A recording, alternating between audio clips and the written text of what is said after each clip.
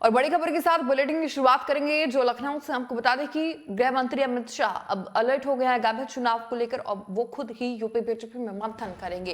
ये बड़ी खबर देख रहे हैं आप इस वक्त लखनऊ से, जहां बता दें आपको कि एक्शन में है गृह मंत्री अमित शाह और यूपी बीजेपी में खुद ही वो मंथन करेंगे। लोकसभा की हारी हुई सीटों पर अब तैयारियां तेज हो गई हैं। उत्तर प्रदेश में बीजेपी में लोकसभा चुनाव 2024 के लिए तैयारियां तेज कर दी और इसके लिए यूपी बीजेपी में मंथन के लिए केंद्रीय गृह मंत्री अमित शाह ने खुद मोर्चा संभाल लिया है।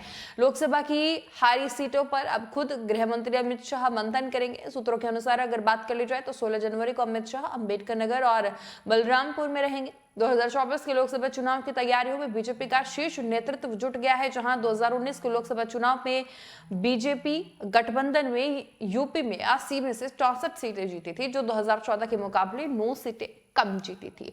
हालांकि नतीजों में अंतर की एक बड़ी वजह 2019 के चुनाव में सपा बसपा गठबंधन भी रहा था, जबकि जून 2022 में हुए उपचुनाव में बीजेपी ने आजमगढ़ और रामपुर की सीट भी अपने खाते में कर ली थी। अब बची हुई 14 सीटों पर बीजेपी के नजरें हैं।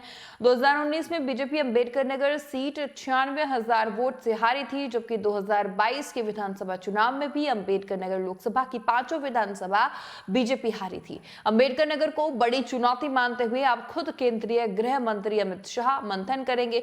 इसके अलावा बलरामपुर जिले की श्रावस्ती लोकसभा सीट बीजेपी केवल 5,000 वोट से हार गई थी। यहां भी अमित शाह समीक्षा बैठक करेंगे। पूर्वांचल के बाद गृह मंत्री अमित शाह पश्चिम में भी मंथन करेंगे। यहां भी बता दें आपको, अब जिस तरीके से रालोद मुखिया जयंत चौधरी और अखिलेश और साथ ही चंद्रशेखर की जो जोड़ी है वो यहां भरपूर काम कर रही है और अब अमित शाह पश्चिम में भी मंथन करेंगे। सूत्रों के अनुसार बात कर ली जाए तो 17 जनवरी को अमित शाह सहारनपुर और बिजनौर का दौरा करेंगे। यहां 2019 के चुनाव में सहारनपुर की सीट 22,000 वोट से और बिजनौर 70,000 वोट से वो हारे थे। वहीं जिन चारों सीटों पर अमित शाह का दौरा होना है ये सभी बीएसपी के पास है और अमित शाह की बैठकों के साथ ही उनकी जनसभाओं की भी तैयारियां हो रही हैं।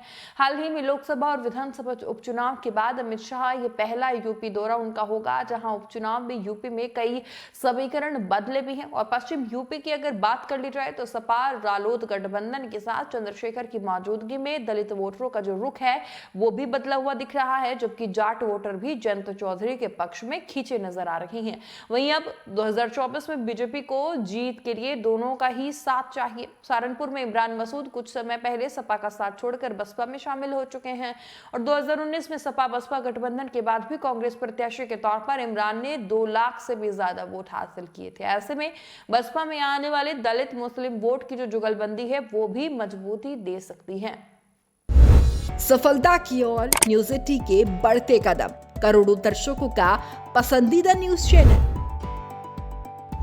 न्यूज़ 18 अब जियो टीवी पर भी।